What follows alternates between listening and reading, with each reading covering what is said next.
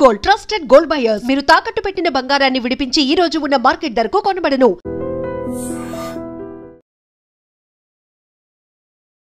Welcome to I dream. నేను Udayasri.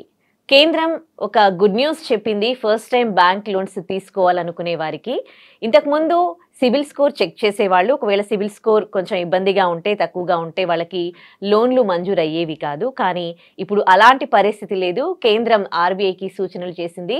First time loan తీసుకునే వారికి ఎలాంటి క్రెడిట్ స్కోర్ అవసరం లేదు, ఎలాంటి సిబిల్ స్కోర్ అవసరం లేదనమాట. సో దీనికి సంబంధించి మాట్లాడదాం. మనతో ఉన్నారు హైకోర్టు సీనియర్ అడ్వకేట్ పృథ్వీరాజ్ గారు. నమస్తే sir, welcome to our studio. Sir, దీని గురించి క్లారిటీగా చెప్తారా? ఫస్ట్ టైం లోన్లు అంటే ఎలాంటి లోన్లు తీసుకునే వాళ్ళకి ఎలాంటి సిబిల్ స్కోర్ అవసరం లేదు?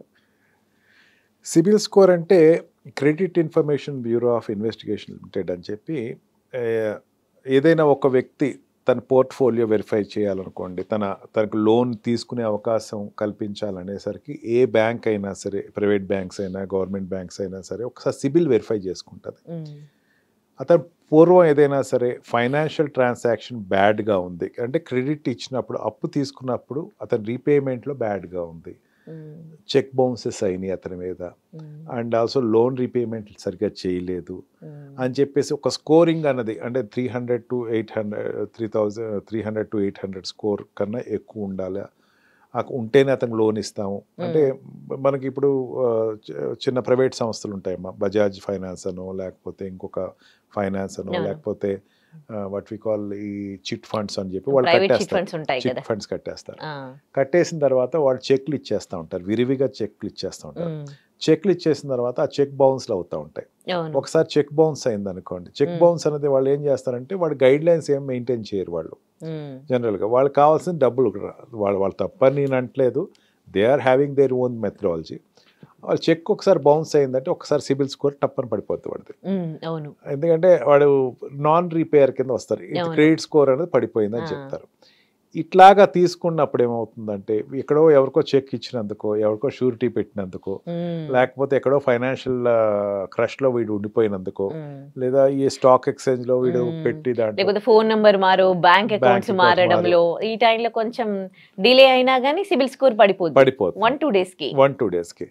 ఈ సిబిల్ స్కోర్ పడిపోవటం వల్ల వీడికి ఏదైనా హౌస్ లోన్ అప్లై చేయాలన్నా, లేకపోతే ఏదైనా పర్చేసింగ్ లోన్స్ అప్లై చేయాలన్నా, కార్ లోన్ అప్లై చేయాలన్నా, మెయిన్ ఇండియన్ మెంటాలిటీ ఎట్లా ఉంటుందంటే, ఖచ్చితంగా ఓన్ హౌస్ అనేది ఉండాలి. అబ్రాడ్లో ఎక్కడ ఉండదు, కానీ ఇండియన్స్కి మాత్రం ప్రతి వాడికి ఒక ఇల్లు ఉండాలి, సొంత ఇల్లు ఉండాలి. ఇల్లు బాగా కట్టుకోవాలా, స్పేషియస్గా కట్టుకోవాలా. వెంటనే వాడు ఏం చేస్తాడంటే, ఇప్పుడు అందుట్లో సిటీలో, ఇప్పుడు హైదరాబాద్ లాంటి సిటీలో ఏంటంటే, ఈ చాలామంది ప్రైవేట్ ఎంప్లాయీస్ ఒక్కటి కాదు 2 ఇళ్ళు ఉంటున్నారు. ఒకటేమో అద్దెకిచ్చుకుంటున్నారు ఫైనాన్షియల్ సెక్యూరిటీ కోసం అని చెప్పేసి, ఒకటేమో వాళ్ళు ఉంటున్నారు. ఆ డ్రీమ్ ఆఫ్ పర్చేసింగ్ హౌసెస్ ఉన్న వాళ్ళకి ఏమవుతుందంటే, ఆల్రెడీ ఎక్కడో సిబిల్ స్కోర్ కొంచెం ల్యాగ్ అవటంతో వీళ్ళకి ఇంకా ఆటోమేటిక్గా వీళ్ళకి గవర్నమెంట్ బ్యాంక్స్కి వెళ్ళేసరికి, ఎస్బీఐ కానీ, లేకపోతే ఈ పంజాబ్ నేషనల్ బ్యాంక్ కానీ, ఏదైనా ఒక నేషనలైజ్డ్ బ్యాంక్ ఏదైనా వెళ్తే వాళ్ళు ఏమవుతారు, మీ సిబిల్ స్కోర్ సరిగ్గా లేదు, నేను లోన్ ఇవ్వను అంటారు. దాన్ని రిఫార్మేటివ్గా ఏం చెప్పిందంటే, dream have to be fulfilled. వాళ్ళకి ఏదో ఒక ఎంప్లాయీకి, లేకపోతే ఒక బిజినెస్ పెట్టుకోవాలి, స్టార్టప్స్ పెట్టుకోవాలనుకున్న వాళ్ళకి ఏదో ఒక ఇది ఉండాలి. కాబట్టి ఫస్ట్ టైం మాత్రం మీరు చూడకండి, సిబిల్స్ చూడకండి మీరు. అంటే ఎక్కడో ఒక బ్యాడ్ క్రెడిట్ ఇది ఉంది అంటే, ఒకటి అప్పు ఇచ్చినవాడు కన్నా అప్పు తీసుకున్నవాడు గొప్పవాడు అంటాను నేను. ఎందుకంటే అప్పు తీసుకున్నవాడు ఎట్లా పే చేయాలని ఆలోచిస్తాడు. అప్పు ఇచ్చినవాడు ఏముంది, వస్తే వడ్డీలు వస్తూ ఉంటే కూర్చొని తీసుకుంటూ ఉంటాడు. అప్పు తీసుకున్నవాడు రిపేయింగ్ అన్నది ఎప్పుడు కూడా వాడు మైండ్ దాని మీద ఒక ప్లానింగ్లోనే వెళ్తూ ఉంటుంది. ఈ అమౌంట్ ఇంత పే చేయాలి, ఈఎంఐస్ ఇట్లా పే చేయాలి, ఇట్లా చేయాలని చెప్పేసి. అప్పు తీసుకునేవాడు లేకపోతే అప్పు ఇచ్చేవాడు లేడు. కరెక్ట్. అంటే ఎక్కడో అవకతవకలు జరిగినాయి కదా అని చెప్పేసి అప్పు తీసుకున్న వాడిని తక్కువగా చూడొద్దు. ఇది నేను చెప్పిన మాట కదా, మాన్సూన్లో జరిగిన డిస్కషన్లో చెప్తున్నాను. లాస్ట్ మాన్సూన్ సెషన్లో జరిగిన డిస్కషన్ ఇదే.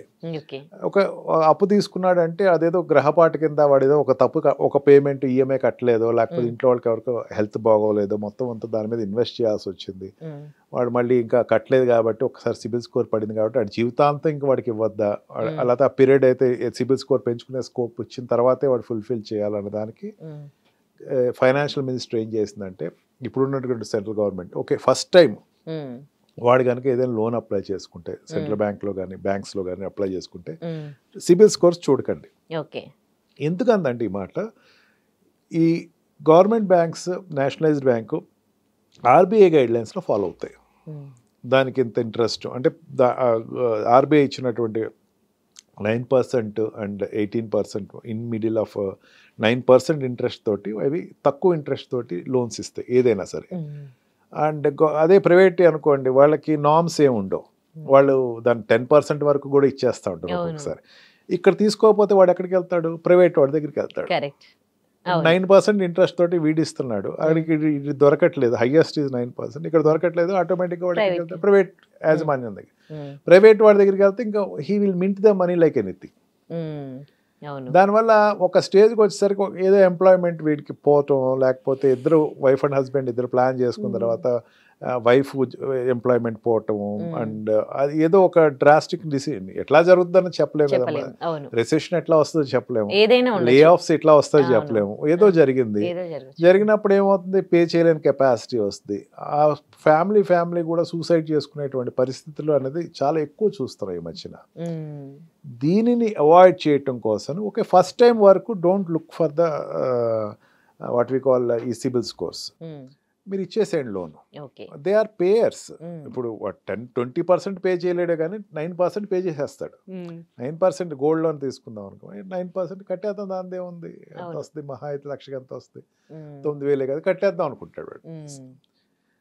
ఈ ఈజ్ అన్నది ఇవ్వాలి వాళ్ళకి అన్నది దానికి. So first time in Okay. History of India తీసుకున్న రిఫార్మ్ ఏంటంటే, ఫస్ట్ టైం ఉన్నప్పుడు సిబిల్ స్కోర్స్ మీరు చూడకండి. ఓకే. అంటే ఏ లోన్ అయినా ఓన్లీ ఇంటికి సంబంధించి, లేకపోతే కారు కొనో ఇంకేదన్నా?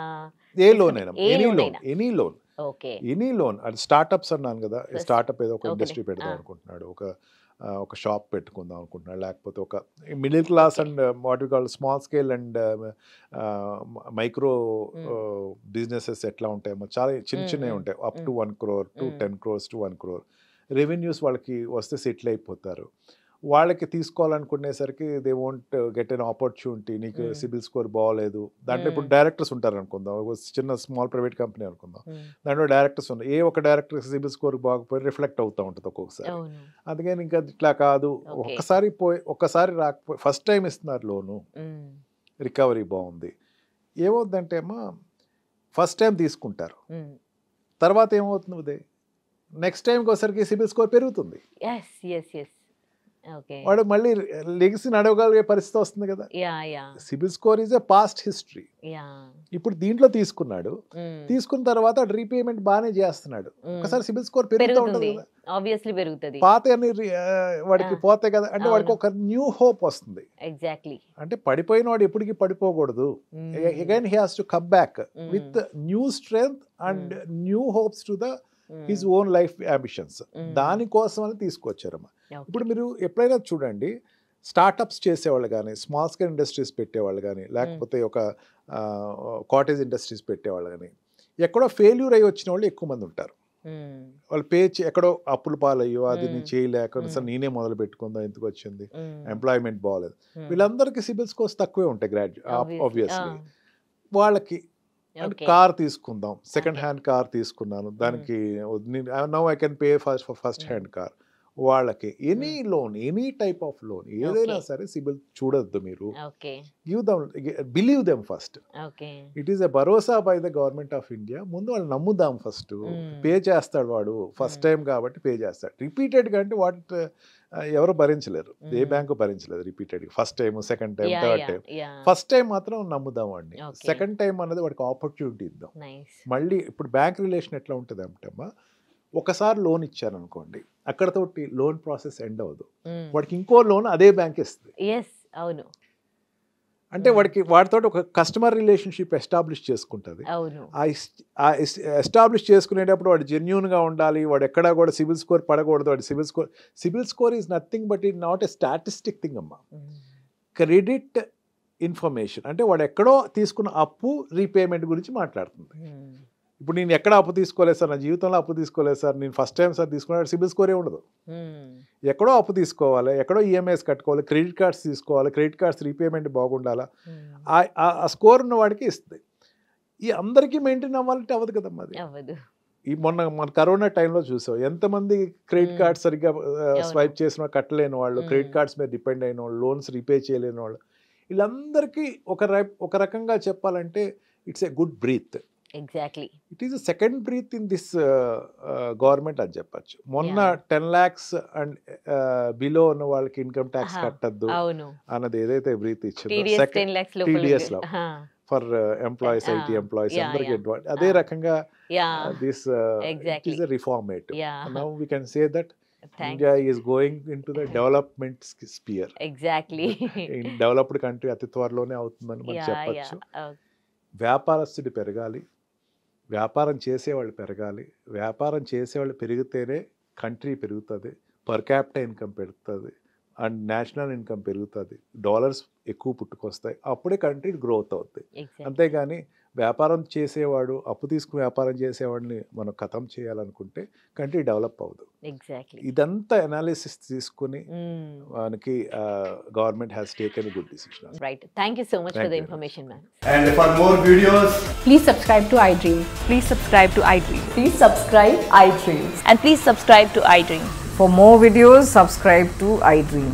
please like, share and subscribe to the channel. Congratulations, iDream. Subscribe to iDream. Subscribe to iDream. So subscribe to iDream Media. iDream ki iDream team andarki huge congratulations. Please subscribe iDream Media. Please subscribe to iDream. Subscribe iDream. Please subscribe to iDream. iDream అంటే నా కళల channel subscribe చేసుకున్న నోరు తిరుగుతలేదు, మీరైతే గంట గుర్తు కొట్టండి. For more such videos, please subscribe to iDream. Subscribe to iDream. Please subscribe to iDream. Please subscribe iDream Media. Please do subscribe to iDream. Please subscribe to iDream Media. For best entertainment and information, please subscribe iDream. And don't forget to subscribe to iDream.